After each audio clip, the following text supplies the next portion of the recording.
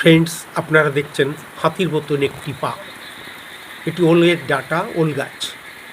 ওল অত্যন্ত আমাদের পুষ্টিকর একটি কন্দ।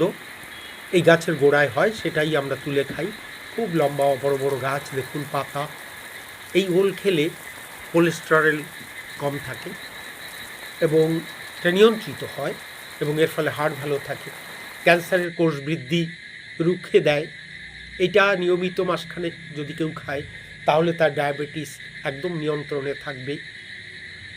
এছাড়া এতে প্রচুর ফাইবার আছে, ফলে ওজন নিয়ন্ত্রণে সহযোগিতা করে। এতে আছে কম ক্যালোরি, ফলে তাতেও শরীরের পক্ষে উপকারী হয়। এতে স্ট্রেসটাকে প্রতিরোধ করে। এছাড়া এতে আছে আয়রন, ভিটামিন এ, পটাশিয়াম। কোষ এই ওল খাবেন, অশ্ব এবং যে কোষ্ঠকাঠিন্য রোগ থেকে মুক্তি পাবেন। তবে যাদের হাঁপানি এবং সাইনাস আছে তাদের ওলটা না খাওয়াই ভালো। যাই হোক, ওলের অনেক গুণ। আপনারা দেখছেন ওল ক্ষেত। ওল খাবেন, ওল মাখা খান, ওলের তরকারি খান। ভালো থাকবেন বন্ধু।